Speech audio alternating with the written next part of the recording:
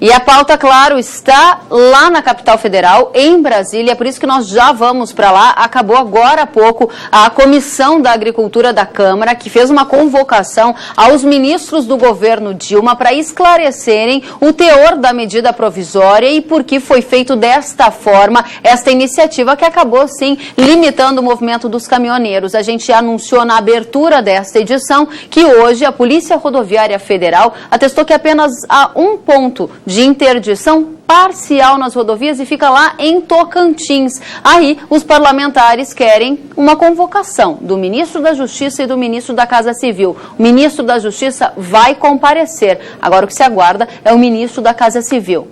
O deputado Jerônimo Gergen, que participou de todas essas discussões, fez também essa convocação, está ao vivo conosco. Boa tarde, seja bem-vindo, deputado.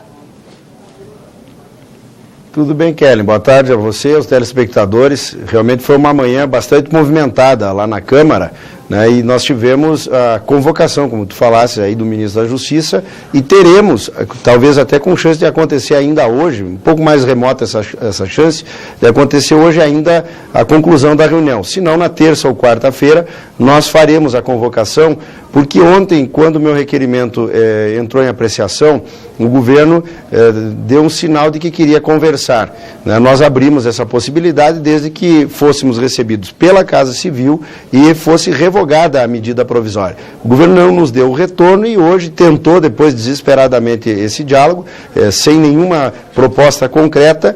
E como nós temos uma decisão nova no aspecto da antidemocracia, digamos assim, porque por medida provisória a Dilma acabou com o movimento da greve.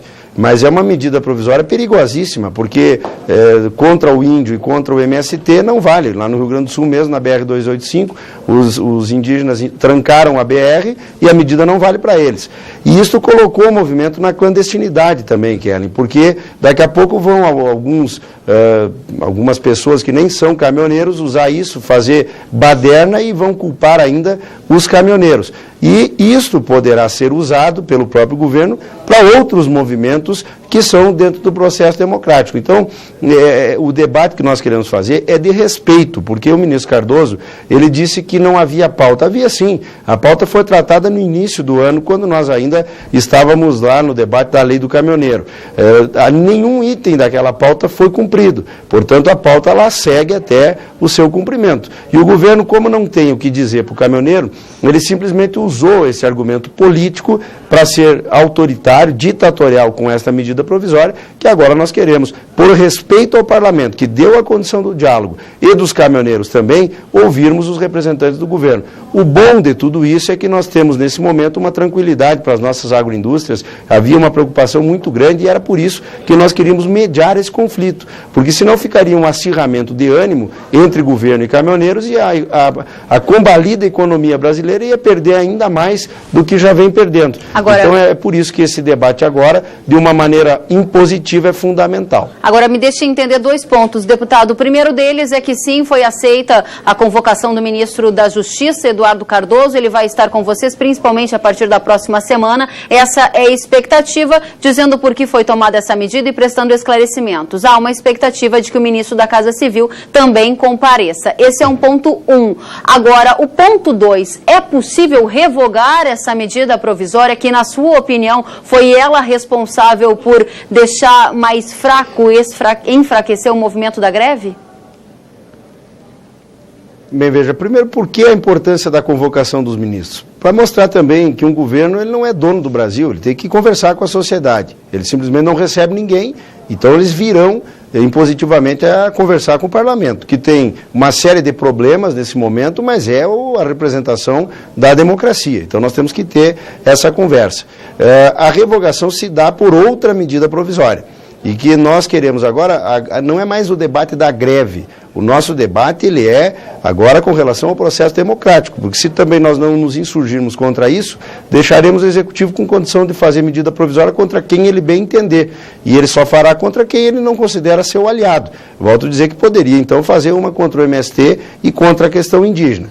Nós não queremos, e é importante que esse debate está posto também, o próprio deputado, o senador Caiado levantou, de incitarmos o produtor para apoiar caminhoneiro. Eu penso que esse não é o momento. A agricultura, a pecuária, a agroindústria é ainda o que está salvando a economia, o resto que falta é economia. Se nós causarmos problemas para as exportações, bom, aí nós vamos destruir o Brasil. Então a greve deste jeito acabou sendo encaminhada para o final. No entanto, nós temos também que dar apoio, sim, ao respeito aos caminhoneiros, porque são trabalhadores brasileiros.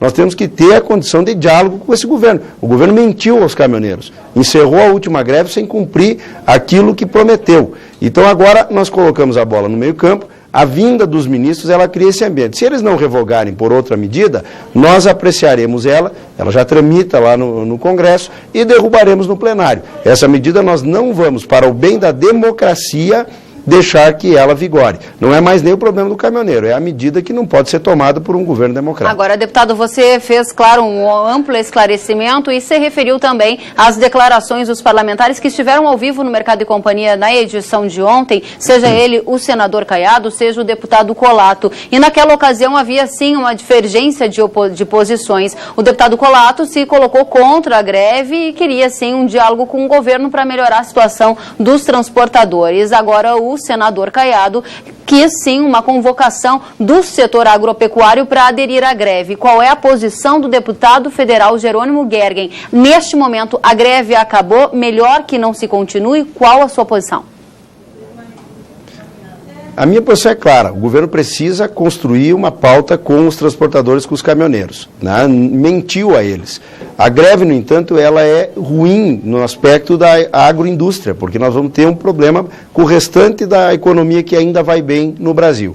E o tema impeachment, que foi a grande polêmica de estudo, a posição da bancada agropecuária essa semana, quando nós pedimos a abertura do processo de impeachment, né, agora já está posto na Câmara. Até o final de novembro, o presidente da Câmara vai decidir se abre ou não o processo. Se não abrir, cabe recurso ao plenário, nós poderemos fazer esse movimento.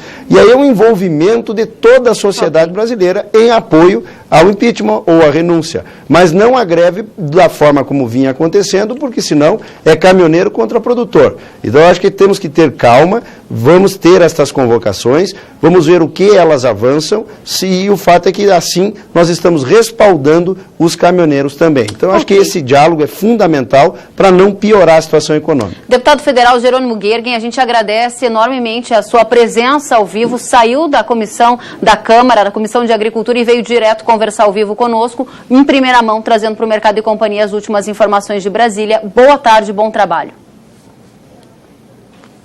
Um abraço a vocês. Muito obrigada.